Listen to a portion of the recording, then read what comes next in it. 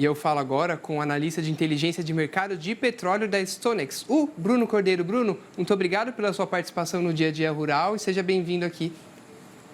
Boa tarde, João. Boa tarde a todos que nos assistem. Eu que agradeço. Boa tarde. A gente vai falar um pouquinho aqui sobre o desempenho, né, do setor do petróleo aqui no nosso Brasil. Foi um desempenho muito importante para o ano passado, inclusive na balança comercial. Foi um dos setores que se destacou, né? Já queria que você começasse trazendo esse panorama, então, para a gente, do setor do petróleo e da importância que ele teve já no ano passado e do crescimento que ele vem apresentando, fazendo um favor. Claro. Bom, o petróleo no ano passado ele foi o principal produto da nossa pauta exportadora, né? A gente observou um avanço tanto no volume de petróleo escoado para o exterior, como também as receitas, né, relacionadas às vendas dessa commodity, tá? Esse crescimento, né, ele reflete dois fatores principais, tá? O primeiro é um avanço do excedente exportável da commodity. A gente está vivendo um cenário em que o Brasil amplia de maneira significativa a sua produção de petróleo, enquanto a demanda por parte das refinarias se mantém relativamente estável. E o outro fator se dá exatamente na variação dos preços do petróleo no mercado internacional, né? Quando a gente observa o contrato mais ativo do Brent, né, que acaba sendo a principal referência ali para o petróleo no mercado internacional, a gente vê que os preços entre 2023 e 2024 se mantiveram relativamente estáveis, tá? Próximos de $80 por barril na média. Isso garantiu que a gente tivesse um aumento do volume, né, somado a esses preços mais estáveis, garantiu, portanto, o avanço da receita com as vendas do óleo bruto, tá? Então, a gente observou isso acontecendo tanto no caso das receitas, como eu comentei antes também, no caso dos volumes. E eu, antes de fazer a entrevista, né, me preparando para conversar com você, eu vi algumas pessoas, alguns analistas comentando que são resultados bons, excelentes, muito bom para o setor, mas que aí entra um ponto de atenção, que o Brasil ainda tem dificuldade quando a gente fala de refino, porque muito do que a gente comprou, que a gente precisou comprar de derivados de petróleo, a gente não precisaria fazer se conseguisse refinar e produzir tudo aqui. Então, a gente tem aqui o produto, mas precisa enviar lá para fora, refinar, produzir e depois volta para a gente. Exatamente, João. O Brasil ele tem essa situação em que a gente é um exportador líquido de petróleo, né, e um importador líquido de combustíveis, principalmente diesel, né? Então, hoje, quando a gente olha o nosso consumo de diesel, cerca de 20 a 30% do produto é importado. No caso da gasolina, é de 5 a 10%, né? E isso está muito relacionado a essa questão dos aumentos do investimento na produção, né? E uns investimentos mais estáveis na frente do processamento, tá? Então, hoje o Brasil conta com uma capacidade de refino que é menor do que aquilo que o país demanda, né? Exatamente por isso a gente vê essa condição em que a gente precisa internalizar mais produtos, né? Mesmo sendo um importante produtor de petróleo ao redor do globo. Então, sim, essa situação, né, ela acaba evidenciando e gerando essa necessidade do país de buscar combustíveis em outros países. E você bem citou essa questão da necessidade de investimento, né? Quero saber aí de você, enquanto analista, acho que já sei a resposta, mas as situações, enfim, os cenários dos últimos tempos tornam mais ou menos atrativo o investimento no Brasil no setor do petróleo, porque ano passado a gente teve sempre tem bastante polêmica, né, envolvendo o mercado de petróleo, principalmente quando a gente fala, enfim, Brasil sediando o COP, mas isso aí a gente fala daqui a pouco. Mas eu quero saber no sentido que, por exemplo, ano passado teve aquela questão da divisão dos dividendos, né, da Petrobras, e é tudo coisa que impacta diretamente o mercado. E como você mesmo falou, foi parte importantíssima da nossa balança comercial. Assim como vai ser parte importantíssima do PIB do Brasil, né? Então, nesse momento, está interessante para investir no Brasil? O que teria que mudar para também o setor mudar e melhorar? Olha, João, alguns fatores, né, eles seguem chamando a atenção no mercado, principalmente em relação às perspectivas para investimentos nos próximos anos, né? Por quê? Enquanto a gente tem um plano de investimentos ali da Petrobras bem consolidado, né, para a parte de pesquisa e exploração de petróleo, gerando, portanto, uma tendência de aumento da oferta do petróleo nos próximos anos, Em relação ao refino, os investimentos eles são menores na frente de aumento da capacidade e mais focalizados ali em melhoria da eficiência desses centros de refino, né? Então, a capacidade de quase todas as refinarias de conseguirem processar o produto de petróleo extraído do pré-sal, a capacidade de transformar o diesel S500 em S10, entre outros investimentos, como eu comentei, eles acabam sendo mais focados nessa melhora da qualidade do combustível, tá? A realidade que a gente observa hoje é que, além dessa questão, né, de um refino mais estável, há também, no caso tanto do petróleo quanto do refino, né, uma maior disputa de investimentos em a chegada da transição energética, né? A gente teve no país a aprovação da Lei do Combustível do Futuro, incluindo, né, agora não só os biocombustíveis tradicionais, como também biocombustíveis avançados nas discussões ali do mercado brasileiro, né, com a introdução do diesel renovável, do combustível renovável de aviação. Então, o cenário geral é que, apesar das perspectivas positivas, né, no caso do investimento para exploração e pesquisa de petróleo, a gente observa que esses investimentos eles passam a disputar espaço com as pautas verdes, tá? Isso é algo que a gente já observa acontecendo e que deve se intensificar ao longo dos próximos anos. No caso, diante disso, né, a solução, no meu ver, né, para a garantia de um abastecimento melhor, né, de combustíveis na frente do Brasil, é de fato ampliar esses investimentos, né, de maneira mais consolidada na frente dos biocombustíveis e garantir que eles cumpram uma parte ali necessária da nossa matriz energética, tá?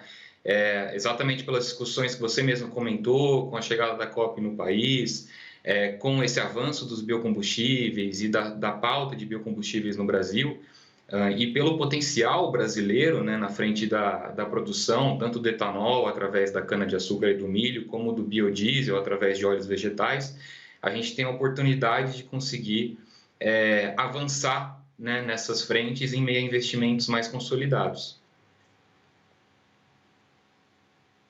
Você não se importar, é claro, de comentar com a gente, então, Não quero te colocar em saia justa, tá? A gente vai conversando aqui, é uma conversa. Essa polêmica que também está acontecendo agora em relação à exploração do petróleo na foz do Amazonas, né? Tem ambientalistas, enfim, pessoas que falam pela causa ambiental, que falam que o risco ambiental não compensa o que pode vir dali. Por outro lado, o Ministério de Minas e Energia, até o próprio ministro Alexandre Silvério, hoje, né, até circulando notícias disso, falando que deve ser sim liberada essa exploração, né?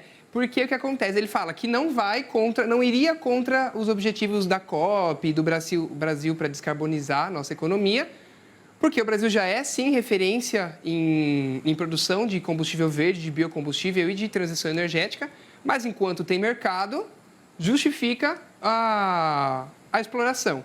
Então, você já falou, né, na sua opinião, investir ainda mais em combustível, em biocombustível, para que, de fato, consiga atender com essas metas. Mas em relação a essa situação toda, né, quando a gente fala de mercado, o que seria mais interessante? A preservação ambiental, a extração ou aproveitar, então, vamos investir, vamos tentar mudar e vamos, então, construir refinaria, em vez de extrair mais? Como ficaria, assim, para você todo esse cenário?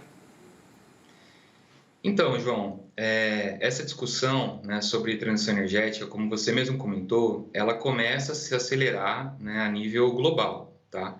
No Brasil, ela já é uma discussão que vem ocorrendo há tempos, no sentido das nossas políticas de biocombustíveis já serem bem estabelecidas, né? Desde os anos 70, a gente tem a política do pró-álcool e é algo que o Brasil realmente acabou revolucionando esse mercado, né, na frente dos veículos flex e de uma maior participação do etanol na matriz do ciclo Otto, né, quando a gente considera os combustíveis ali de gasolina comum e etanol hidratado. Então, o Brasil, de fato, ele já entra nessa pauta e ele consegue evoluir cada vez mais nessa pauta através da aplicação da Lei do Combustível do Futuro, tá? Então, como eu mesmo comentei, né, anteriormente, há uma tendência de aumento desses investimentos, não só por condições de mercado, mas também pela própria legislação brasileira, né, que começa a aplicar ali a obrigatoriedade de mistura desses produtos para em alguns combustíveis, né, olhando ciclo Otto, ciclo diesel e também para ciclo de combustíveis de aviação. Quando a gente olha para os investimentos no mercado de petróleo, né, assim como eu comentei, esses investimentos eles estão bem focalizados no aumento da produção do óleo bruto, tá? E menos focados no aumento da capacidade de refino desse óleo, tá? Então, exatamente por isso, esses investimentos eles acabam, né, portanto, garantindo uma ampliação do nosso excedente exportável. O produto que ele é produzido aqui dentro, ele vai cada vez mais sendo escoado lá para fora, tá? Em relação, né, aos novos investimentos, há sim, né, até nas próprias projeções de algumas casas, necessidade de exploração de outros campos, né, de outras bacias, para garantir que haja esse avanço da oferta. Como a gente observa hoje, as discussões estão evidenciando que provavelmente a gente comece a observar a abertura desses novos campos, tá, em outras regiões, como você mesmo comentou também na margem equatorial, né? Mas é algo que a gente ainda vai observar se desenvolver ao longo dos próximos meses, né? A produção de petróleo no Brasil, inclusive, ao longo desse ano, ela foi afetada, principalmente no início do ano, em meio ao atraso da aprovação de perfuração de alguns campos por parte de órgãos ambientais, tá? Conforme a discussão, né, da transição energética ela vai se desenvolvendo, a gente vai começar a observar uma dificuldade cada vez maior de conseguir a abertura, né, para a extração de novos poços, tá? É algo que a gente vai observar como vai se desenvolver ao longo dos próximos meses. Mas o que a gente vê hoje é que a pauta sustentável, né, ela já começa a ganhar espaço, não só em agentes privados, como também a própria Petrobras, em meio ao anúncio da Petrobras nesse plano de investimentos novos que ela soltou, evidenciando que a empresa tem interesse de entrar no mercado de etanol. Tá? Então, é algo que, inclusive, surpreendeu um pouco o mercado. A Petrobras já tem participação no mercado de óleos vegetais e biodiesel, né? A empresa passa a olhar agora também o etanol, exatamente por essa condição de aumento da participação dos biocombustíveis na matriz energética brasileira. Maravilha. Agora, curiosidade minha mesmo, você comentou alguns os campos que são explorados ainda. Búzios ainda é o local que tem o maior retirada de petróleo ainda no Brasil, no campo assim do pré-sal, ou mudou um pouco o cenário? Sim, continua, né? A gente tem essa saída, ela sai principalmente ali pela bacia de Campos, né? E também pela bacia de Santos, tá? Uhum. Então, o principal produtor acaba sendo o Rio de Janeiro, né? Ele tem uma participação significativa ali na extração de petróleo brasileira. E outras regiões, né? E aí, principalmente São Paulo, também compõe uma parcela importante da extração de petróleo no país. Maravilha, então. Agora, já para a gente encaminhando para o encerramento, né? Investimento é feito, retirada de petróleo. Então, por exemplo, teoricamente, a tendência é que esse ano a gente possa bater mais um recorde. Mas tem tanta coisa que influencia, né? Pode vir guerra, pode vir muita coisa que pode acontecer. E a gente também fala de um mercado, de um cenário interno que também influencia até no consumo do petróleo, né? Quando a gente fala de inflação alta, né? Então, assim, não tentando prever o futuro, né? Mas talvez a curto prazo, como deve ficar, então, nesse 2025, o nosso Brasil nesse mercado? Olha, João, realmente há bastante incerteza, tá, na frente do mercado de petróleo. Comentando primeiramente sobre as perspectivas de produção, né, elas seguem positivas, tá, no sentido em que o Brasil ele deve continuar ampliando a sua oferta de petróleo em 2025, tá? E na questão, né, do refino, a tendência é que a gente tenha uma capacidade ociosa cada vez menor e isso, por consequência, evite que a gente consiga ampliar muito a oferta, tá? Então, o cenário acaba sendo, né, de um possível aumento desse excedente exportável que vai se reverter efetivamente nas exportações da commodity. Em relação aos preços do petróleo no mercado internacional, a gente vem observando uma escalada das cotações ao longo dos últimos dias, né? Os preços do petróleo atingiram o maior valor desde agosto do ano passado, tá? Mas a tendência para esse ano, isso ocorre, né, só para trazer uma breve explicação, em meio às sanções norte-americanas contra transportadoras que carregam petróleo e derivados por parte da Rússia. E vale destacar que a Rússia é um dos principais exportadores da commodity no mundo, né? Então, por isso, esse risco de oferta de curto prazo acaba elevando as cotações. No entanto, para 2025, há uma tendência de um balanço menos deficitário de petróleo, tá? Um balanço global em que a produção ela consiga operar mais em linha com o consumo. Diante disso, a gente deve observar pressões, né, baixistas a commodity exatamente por essa condição de um balanço menos apertado, tá? Mas isso, né, acaba sendo um fator ali que pode reduzir as receitas, mas em contrapartida, como eu comentei, essa tendência de avanço do volume de excedente exportável pode garantir que essa redução, né, das cotações do óleo bruto não se reflita em uma redução significativa das receitas, tá? Tá certo. Então, muito obrigado, viu, pela gentileza em falar com a gente, compartilhar também o seu conhecimento aqui com a gente, viu? Tenha um bom 2025 e qualquer coisa, qualquer atualização, a gente está à disposição. Eu que agradeço, João. Desejo a todos uma ótima semana. Igualmente para vocês também.